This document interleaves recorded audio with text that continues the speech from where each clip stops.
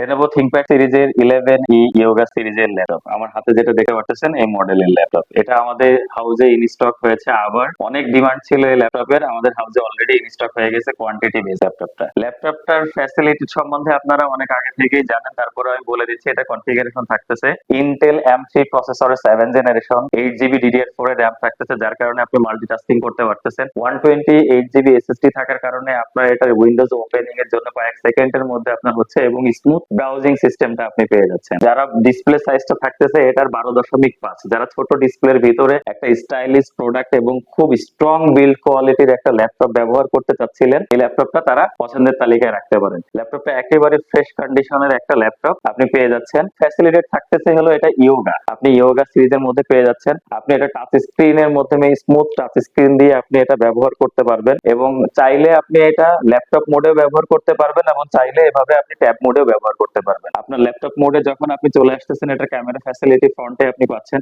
যখন আপনি এটা ট্যাব মোডে চলে যাচ্ছেন, তখন আপনি ট্যাব মোডের জন্য সেকেন্ড ক্যামেরায় আপনার থাকছে, দুইটা ক্যামেরার ফ্যাসিলিটি সহ এই ল্যাপটপটা আপনি পেয়ে যাচ্ছেন।